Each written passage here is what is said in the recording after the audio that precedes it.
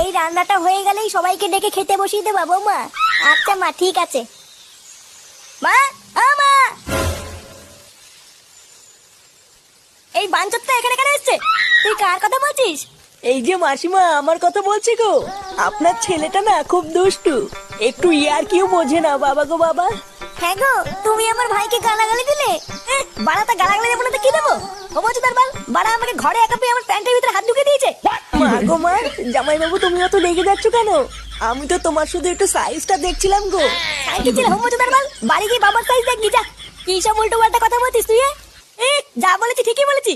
লেওড়া আজকে প্যান্টের ভিতরে হাত ঢুকে দিচ্ছে, কালকে তো বলবে হালকা করে পুঙাও মেরে দাও। এই কি হয়েছে রে? এত চেঁচামেচি কিসের?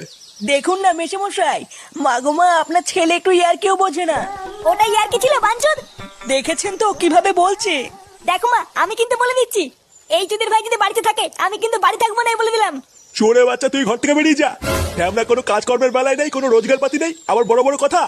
ও বাড়া, মায়ের থেকে মাসির দরদ বেশি, তাই তো? বাড়া এখন তো দেখছি আমার থেকে এই বাড়িতে এই হোমচুদার দাম বেশি। লেওড়া যেদিন এই হোমচুদারা তোমার ধুতির ভিতরে হাত ঢুকিয়ে নেয়ানারি করবে সেদিন বুঝবা বালের এই বাড়িতে আমার কোনো দামই নেই।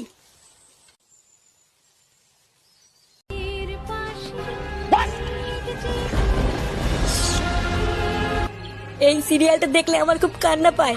হ্যাঁ, এটা খুব দুঃখের সিরিয়াল।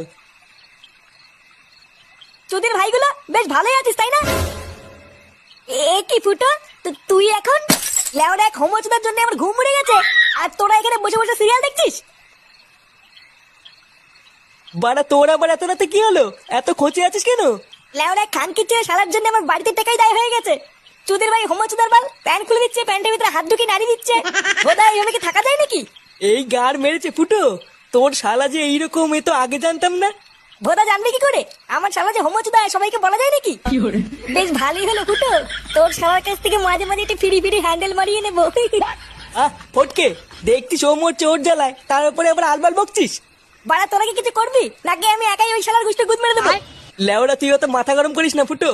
দাঁড়া, কাল সকালটা হোক, আমাকে একটু ভাবতে দে কি করা যায়, তারপর তো শালার ব্যবস্থা করছি। আরে হারান দাদু যে, কি ব্যাপার আজকে তো সকাল সকাল খুব খুশি খুশি লাগছে? আর বলো না পল্টু, গ্রামে না একটা নতুন হোমো এসছে। আমাকে একটু আগে রাস্তায় ডেকে বললো 10 টাকা দাও, হ্যান্ডেল মেরে দেবো। সেই যে কি মজা গো পল্টু, আর কি বলবো। সকাল সকাল মনটা পুরো ভালো হয়ে গেল। কি বললা? 10 টাকা দিয়ে হ্যান্ডেল মেরে দিল? তা নয় তো আর কি বলছি গো ফুটো। তোমরা কিন্তু আবার এইসব কথা কাউকে বলো না, ঠিক আছে? এই না না দাদু, আমরা কাউকে বলবো না। লেওড়া তুমি কাউকে বলো না। আচ্ছা আচ্ছা, ঠিক আছে ঠিক আছে।